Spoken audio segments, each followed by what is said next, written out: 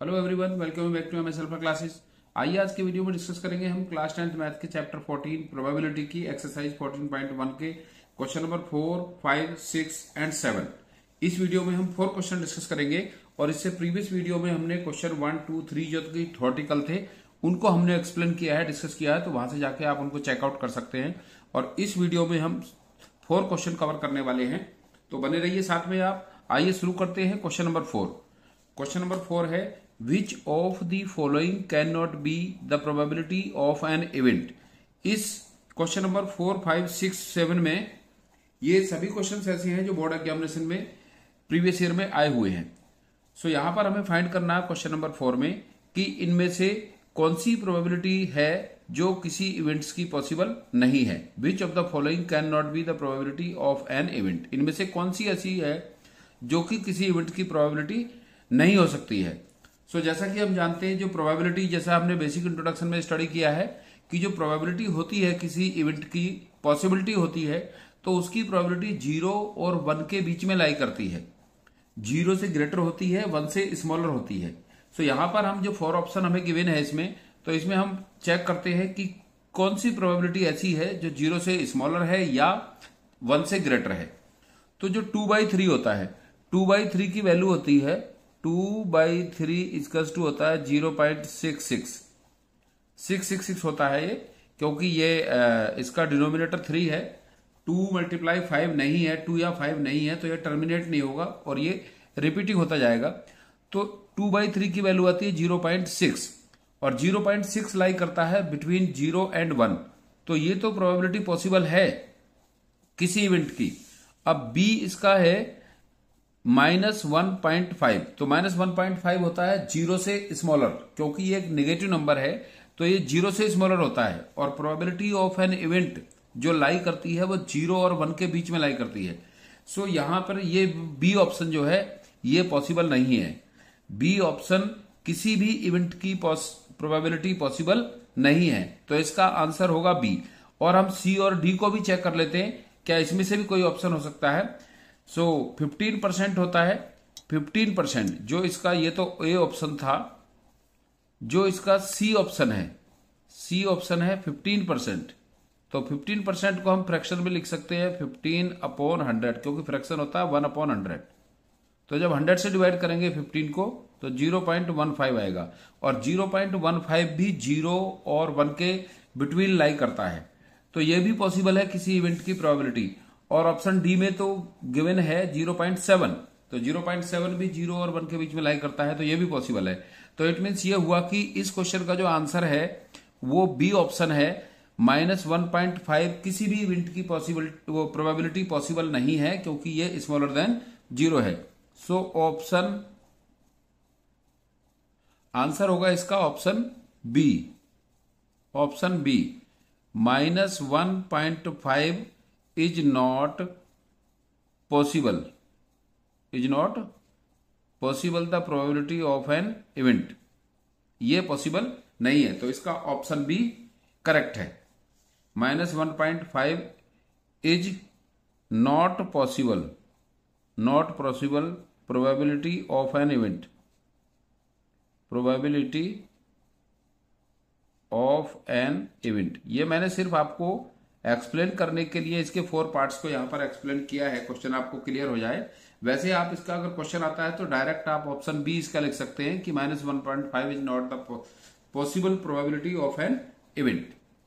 इसके बाद next question number 5 है if probability of an event, probability of an event 0.05 है, so what is the probability of not an event, what is the probability of not an event. So हमने basic introduction में सीखा है कि किसी भी event की जो एलिमेंट्री इवेंट्स होती हैं, किसी एक्सपेरिमेंट की जो एलिमेंट्री इवेंट्स होती हैं, उन सभी इवेंट्स का सम 1 होता है। Sum of the elementary events in an experiment is equal to 1 होता है। तो अगर इसकी प्रोबेबिलिटी गिवन है तो not the probability of an event कितनी होगी, 1 में से इसको माइनस करेंगे। As we know that sum of elementary events, sum of elementary event equals to होता है sum of elementary event equals to 1 होता है।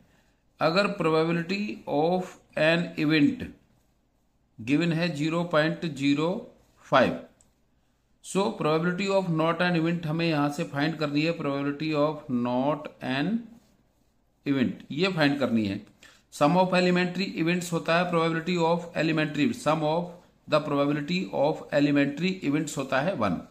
So probability of an event plus probability of not an event equals to 1। Sum of the elementary probability of elementary events equals to 1। So probability of an event given है 0.05 plus find करना है probability of not an event. इन दोनों का sum होता है 1, तो probability of not an event होगा। इस इक्वेशन को सॉल्व करेंगे हम। सो 1 में से 0.05 को इधर आने पर माइनस कर देंगे, इधर लाकर इसको 0.05।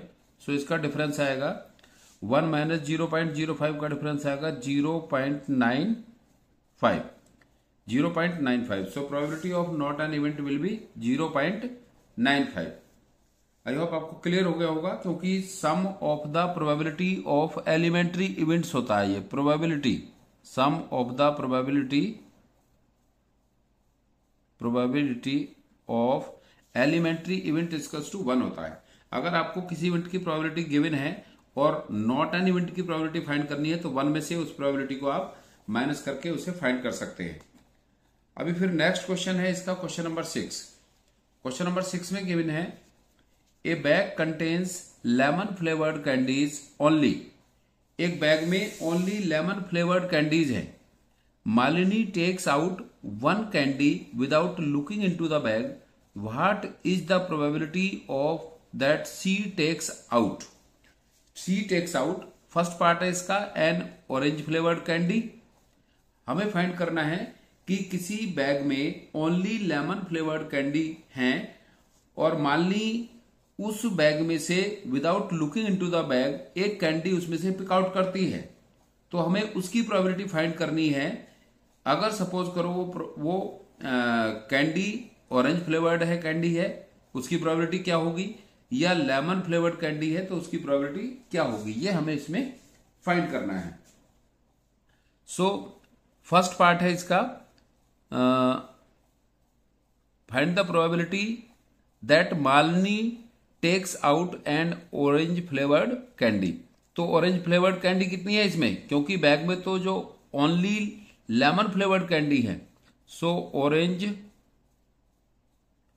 Flavoured candy, orange flavoured candy in bag equals to 0।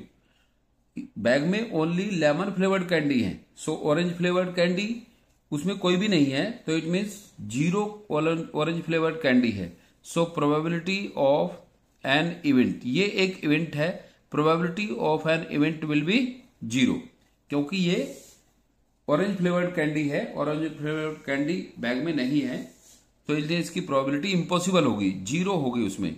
And second part है a lemon flavoured candy, a lemon flavoured candy, lemon flavoured candy. So lemon flavoured candy है उसमें ओनली बैग में लेमन फ्लेवर्ड कैंडी है। So अगर हम quantity को 1 यहां पर कंसीडर करें, so probability of an event equals to, क्योंकि लेमन फ्लेवर्ड कैंडी उसमें है, so probability of an event equals to होगी 1, क्योंकि उसने लेमन फ्लेवर्ड कैंडी उसमें से पिक आउट की है, टेक्स आउट की है। सो लेमन फ्लेवर्ड कैंडी की जितनी भी क्वांटिटी उसके अंदर होगी वो प्रोबेबिलिटी में उन सभी को हम कंसीडर करते हैं। So probability of an event will be equal to 1, that is sure event. So ये होगा इस क्वेश्चन का आंसर। क्लियर हो गया होगा आपको, क्योंकि ये थ्योरेटिकल क्वेश्चन था थोड़ा। अभी हम देखते हैं नेक्स्ट क्वेश्चन क्या है इसका, जो क्वेश्चन नंबर 7 है। इंपॉर्टेंट क्वेश्चन है। It is given that in a group of 3 students the probability of two students not having the same birthday, probability of two students out of 3 not having the same birthday, probability of two students not having same birthday is equal to not having, probability of two students out of 3 not having same birthday is equal to 0.992।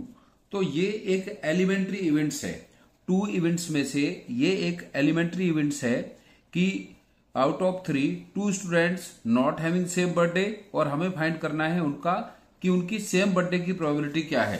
So not having same birthday की probability 0.992 है, and we know that sum of elementary events, sum of elementary events, sum of the probability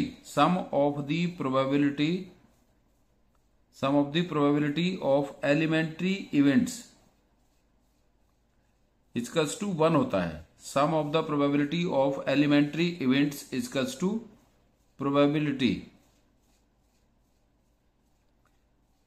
equals to 1 होता है। अब not having same birthday की probability 0.992 है।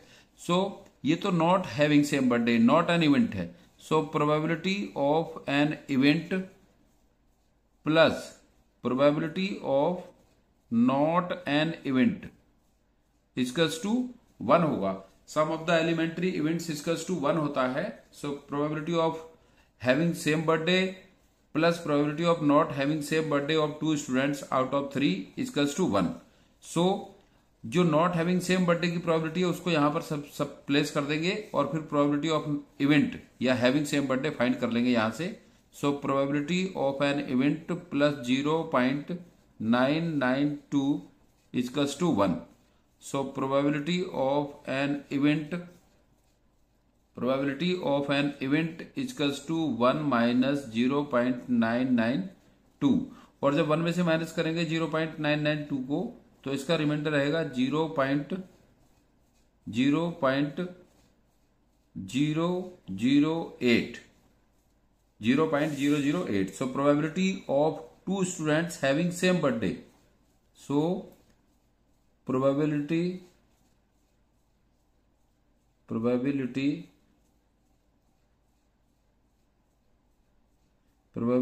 of 2 students having